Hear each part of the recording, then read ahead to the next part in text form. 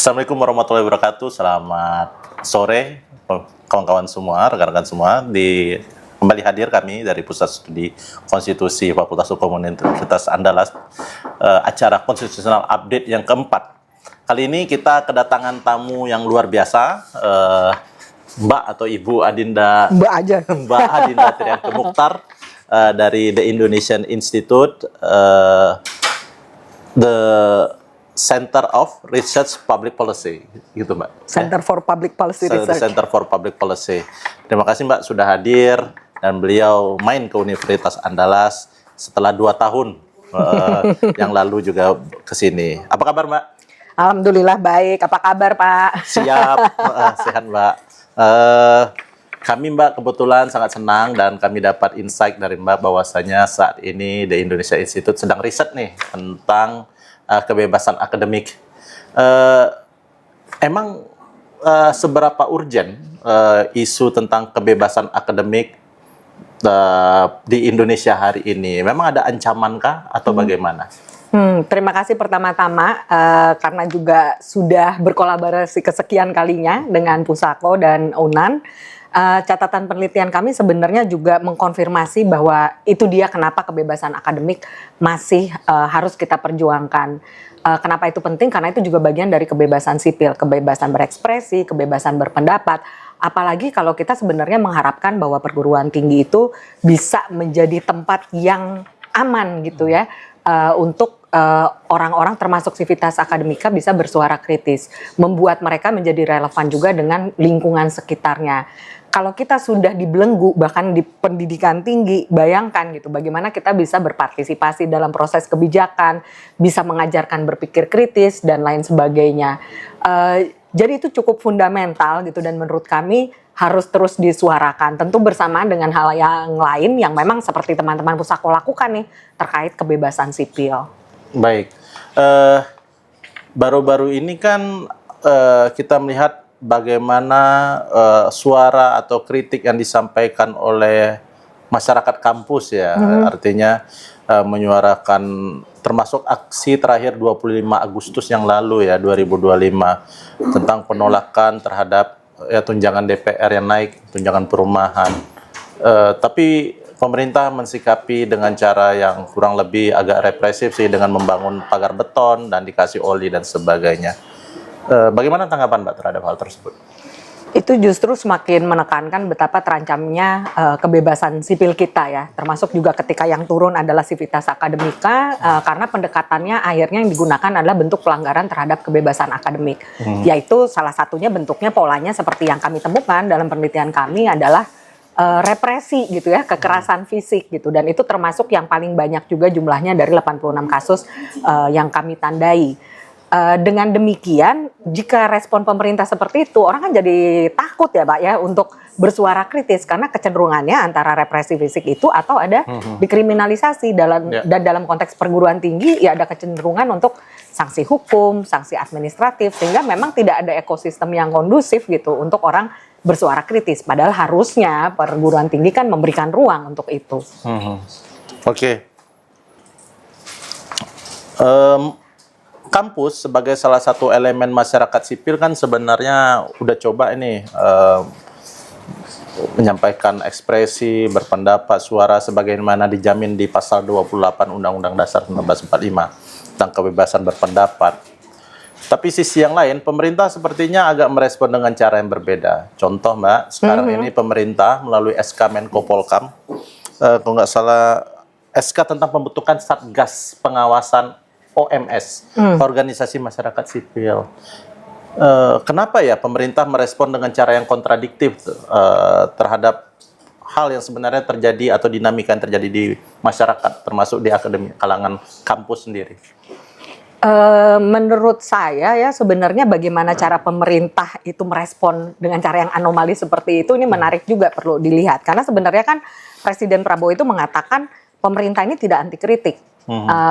Itu secara statement diucapkan, tapi ketika ada tindakan atau produk hukum termasuk ada pembentukan satgas itu kan yang terjadi sebaliknya. Jadi ada satu sisi yang seolah membuka pintu, tapi anomalinya ternyata malah melakukan tindakan yang sifatnya defensif ya, antara defensif atau malah mengkertil atau membatasi kebebasan itu sendiri gitu. Jadi menurut saya yang diciptakan adalah demokrasi yang semu. Mengapa? Karena oke, kesannya kita boleh deh bersuara sebebas mungkin, tapi di sisi lain seperti ada peringatan, hati-hati ya, kita mengawasi kalian. Dan ini kan sebenarnya terjadi di masa sebelumnya dengan adanya unit siber ya. Ada unit siber Polri yang kadang-kadang juga bisa mengirimkan surat cinta gitu loh, dengan mengatakan ya sebenarnya seperti ada warning. Dan itu tidak membuat demokrasi kita menjadi sehat. Dan permasalahannya Pak, menurut saya adalah ketika ada kecenderungan narasi yang membuat seolah-olah keterbukaan akan kritik, tapi di sisi lain sebenarnya menjunjung tinggi hal-hal yang sifatnya ketertiban umum, harmoni, jangan sampai dipengaruhi pihak asing, sehingga kalau kita berbeda pendapat seolah kita yang jadi penjahat, yang yang menghalangi harmoni ini, stabilitas. Dan itu yang membuat kita jadi musuh masyarakat, padahal kita sebenarnya menyuarakan sesuatu yang jadi concern bersama. Itu sih yang menurut saya jadi masalah. Jadi nanti persaingannya atau diskursusnya diganti adalah kaya lawan miskin, misalnya ngomongin pajak dan kebijakan populis yang gratis. Atau kalau yang kritis itu inilah yang mengganggu, udah deh kita tuh biar damai aja. Dan itu tidak sehat karena dia sebenarnya menyembunyikan permasalahan yang lebih dalam gitu terkait demokrasi dan penegakan hukum di negeri ini. Baik, Mbak Dinda, saya meminjam kutipan dari Presiden Prabowo, kalau nggak salah bulan Juni lalu ketika mengatakan ada LSM yang didanai asing untuk mengadu domba kita. Saya tahu Mbak Dinda salah satu tugas akhirnya adalah NGO ya. Waktu penulisan disertasi ya, di Victoria University of Wellington ya, New Zealand. Itu menurut Mbak dan berdasarkan kajian ataupun ya pengalaman Mbak menulis terkait isu-isu NGO internasional ini, emang ada kecenderungan seperti itu kah? Atau itu ketakutan yang tidak beralasan dari yang keluar dari statement Presiden sendiri? Saya pikir ya dia menempatkan itu sebagai bagian dari ya komunikasi politiknya ya untuk membela pemerintahannya. Dan itu sebenarnya bukan cara yang elok gitu, seperti menutupi permasalahan. Kalau dari studi yang saya lakukan, mungkin kalau yang di studi di Pangkep itu, di Sulawesi Selatan itu bukan di isu politik, meskipun itu berbicara partisipasi juga, karena lebih soal bagaimana restoring coastal livelihood di pesisir barat Sulawesi. Tapi di situ ada poinnya soal partisipasi perempuan, orang muda dan masyarakat dalam rapat desa misalnya. Tapi intinya ada partisipasi masyarakat.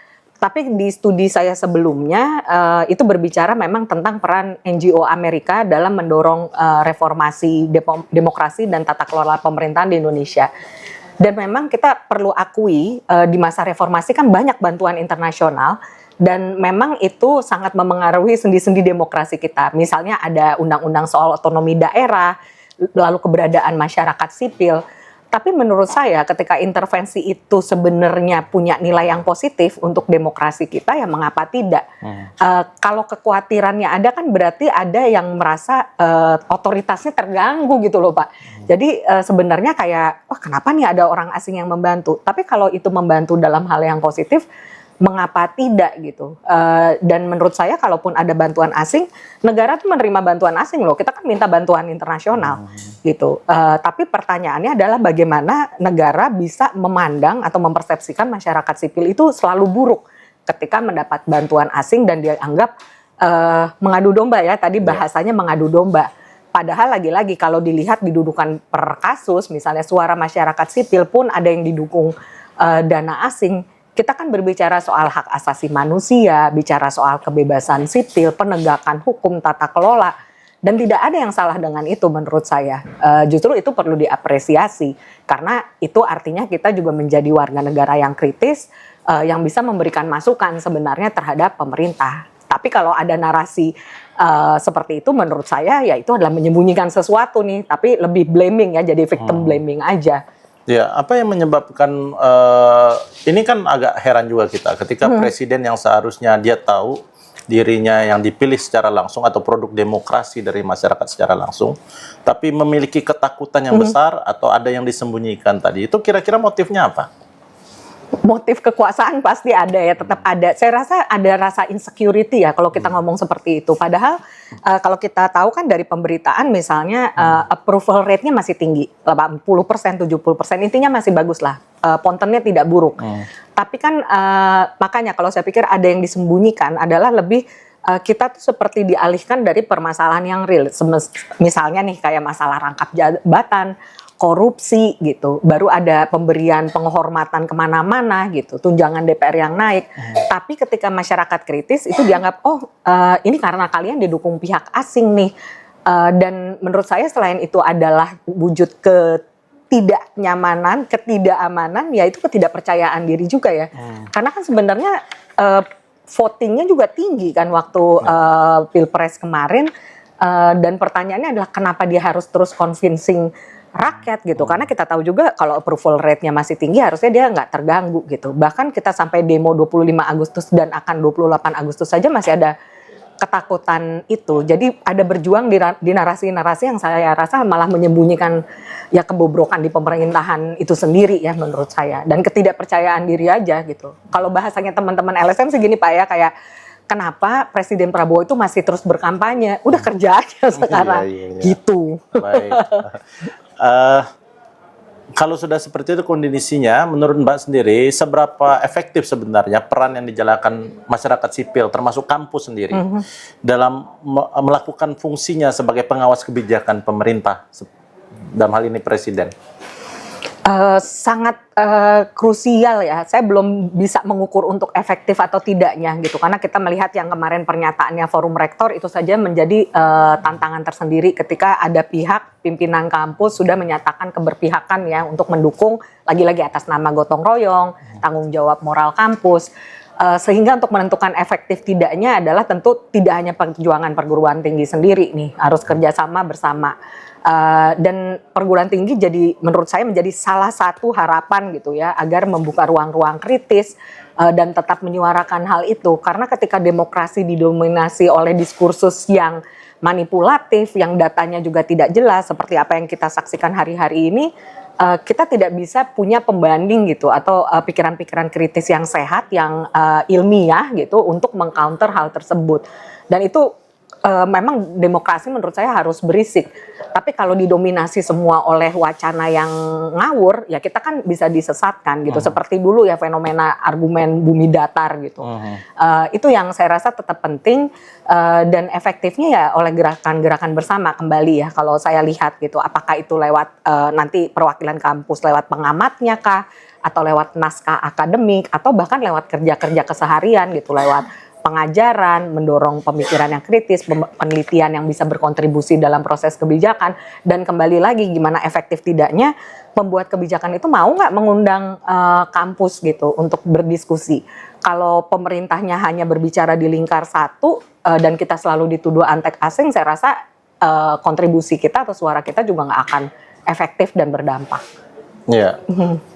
Apa yang membuat gerakan seperti 1998 bisa sukses untuk memobilisasi dukungan masyarakat, khususnya dalam mendorong terjadinya reformasi, dibandingkan dengan kondisi hari ini? Sepertinya kampus juga bersikap malah lebih kreatif, seperti ada tagar lambang Garuda biru, Garuda hitam, lalu itu kan dari kampus semua muncul.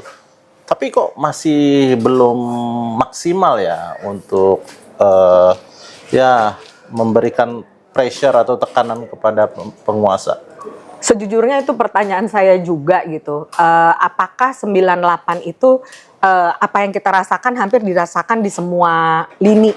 Artinya kan kita merasakan masalah ekonomi yang sedemikian rupa, padahal saat itu tidak ada pandemi ya. Tapi memang pokoknya itu krisis ekonomi yang luar biasa, dan bahkan teman-teman aktivis selalu bilang mereka nggak percaya bisa menurunkan Soeharto gitu, karena dari dulu berusaha nggak turun-turun. Tapi ternyata kita harus mengakui bahwa disrupsi karena krisis ekonomi itu ternyata membawa blessing in disguise gitu, berkah kepada Indonesia gitu. Karena rata-rata rezim di Asia Tenggara kan juga mengalami guncangan, dan Indonesia ternyata naik kelas nih, dalam artian ya sudah bisa meruntuhkan rezim ini. Saya pikir karena kesamaan itu ya sangat terasa gitu dari segala lini terkait masalah terutama masalah ekonomi. Belum lagi akhirnya terbongkar karena permasalahan ekonomi tidak lepas dari kroni gitu yang dilakukan oleh Soeharto dan konco-konconya itu. Dan saat itu gerakan mahasiswa memang lebih solid ya.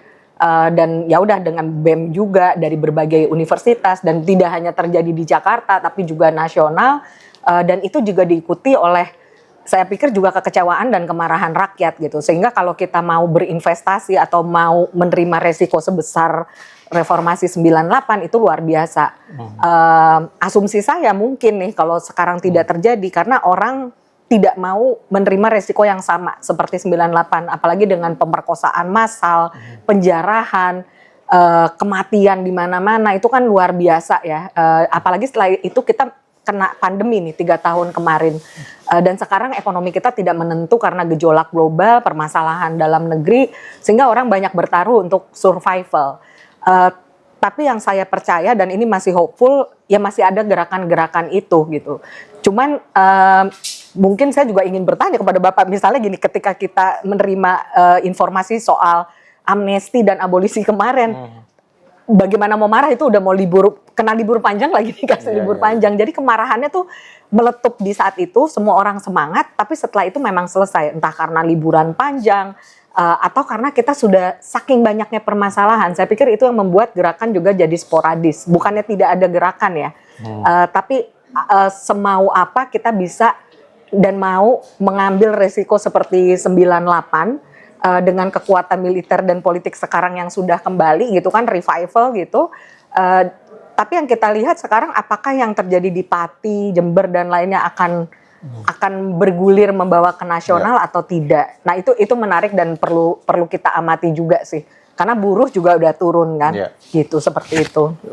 Udah banyak kan turun, buruh tadi misalnya, masyarakat di Pati dan sebagainya. Saya dari perspektif perempuan sendiri secara gender, sejauh mana keterlibatan perempuan ya, khususnya termasuk di dalam mendorong ya kebebasan akademis di kampus, apakah ada ruang yang setara atau selama ini ada tantangan bagaimana?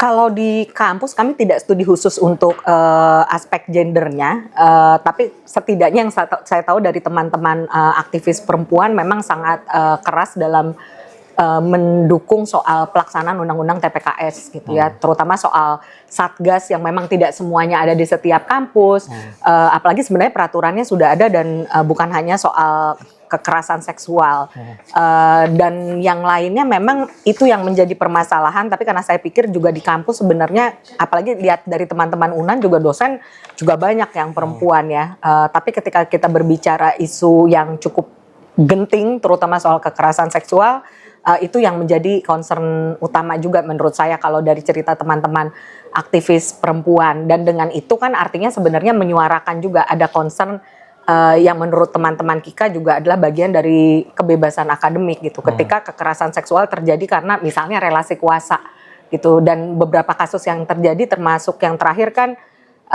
misalnya karena mahasiswi dibilangnya diikuti project, padahal ternyata proyeknya tidak ada proyek lah, ibaratnya hanya menjadi manipulasi dari pimpinan kampus misalnya, atau relasi kuasa dalam bentuk lain, baik terhadap mahasiswa maupun mahasiswi gitu yang memengaruhi kebebasan akademik dia. Karena bagaimanapun misalnya dalam kasus kekerasan seksual itu kan akan memengaruhi juga cara mereka belajar atau mereka bersikap kritis gitu karena adanya kasus-kasus tersebut. Baik Mbak, terakhir apa tantangan terbesar yang dihadapi masyarakat sipil ya, termasuk kalangan kampus sendiri dalam situasi di mana demokrasi ya pembungkaman terhadap, atau ya tidak pembungkaman tapi dipersulitnya kebebasan berekspresi, dan apa pula strategi yang bisa dilakukan? Nah, tantangan itu setidaknya yang kami catat dari penelitian ini, karena memang secara normatif itu lagi-lagi sudah ada ya, seperti UNAN juga memiliki peraturan rektor, ada aturan soal kebebasan akademik, SOP-nya dan kode etik seperti apa. Tapi ada juga kampus yang belum punya SOP seperti itu, atau bahkan tadi dari diskusi kita siang ini kan punya normanya sendiri itu satu hal, tapi kalau komitmennya tidak ada ya sebenarnya kebebasan akademik itu belum nyata diwujudkan. Lainnya lagi juga soal intervensi lewat peraturan soal pemilihan rektor yang 35% itu kan. Artinya ada intervensi eksternal yang memengaruhi otonomi dan integritas kampus gitu. Jadi ada ketakutan, aduh nanti kalau berlawanan dengan menteri atau menentang pemerintah, jabatan ini jadi dipertaruhkan misalnya, sehingga itu mengorbankan ya relasi kuasa di bawahnya, apakah terhadap dosen atau terhadap mahasiswa maupun sivitas akademika lainnya. Lainnya juga ya tantangannya lagi-lagi di budaya ya, di budaya hukum, bagaimana budaya hukum itu belum bisa merespon kebebasan akademik secara bermakna dan utuh gitu, karena tidak dilihat prioritas. Mungkin sekarang perguruan tinggi lebih fokus pada hal-hal yang sifatnya teknis, misalnya kayak jumlah mahasiswa, pendapatan, keberlangsungan, citra tadi, atau berapa penerbitan yang dilakukan gitu. Jadi hal-hal yang sifatnya akreditasi gitu, tapi belum sesuatu yang sifatnya filosofis atau normatif, tapi sebenarnya menjadi dasar dari kebebasan akademik itu sendiri.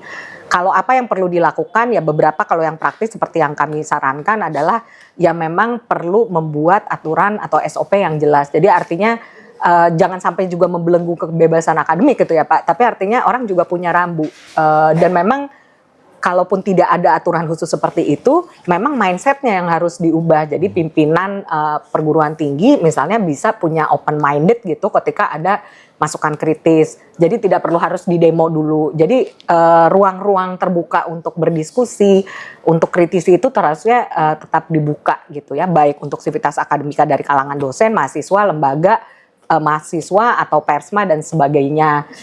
Dan yang lainnya juga ya mungkin budaya egalitarianisme tapi tetap mutual respect. Maksudnya dalam konteks itu adalah itu juga membuat orang tidak takut untuk bersuara. Dan lainnya memang adalah membiasakan juga kampus menjadi lingkungan yang memang kondusif ya, ekosistemnya memang memungkinkan bukan hanya untuk memproduksi pengetahuan, memberikan pengajaran, tapi men-challenge juga gitu sivitas akademikanya untuk bersuara kritis, sehingga lagi-lagi menurut saya ya kampus jadi membuat posisinya relevan dengan lingkungan sekitarnya gitu, bisa berkontribusi, bisa menjalankan tridharmanya gitu, dan memang perlu ada tindak lanjut yang cukup jelas gitu loh Pak, ketika ada kasus pelanggaran kebebasan akademik yang kampus juga bisa merespons itu. Kalau tidak ingin itu viral ya paling nggak diselesaikan dulu secara internal, tapi ya dengan memikirkan bahwa jangan sampai ini mengancam kebebasan akademik seperti itu. Baik, terima kasih Mbak Adinda. Sama-sama. Dan ini banyak hal yang kita dapat, kawan-kawan pemirsa, memang pekerjaan kita untuk mendorong kebebasan akademis termasuk kebebasan sipil bukan hal yang tugas yang mudah. Tapi meminjam istilah Mbak Adinda, ada kultur yang bisa dibangun, banyak hal yang bisa dicari, sehingga mudah-mudahan nanti kita menuju pada kondisi yang lebih sehat dan lebih baik. Terima kasih, dan kita sampai jumpa dengan narasumber berikutnya di Constitutional Update. Wassalamualaikum warahmatullahi wabarakatuh.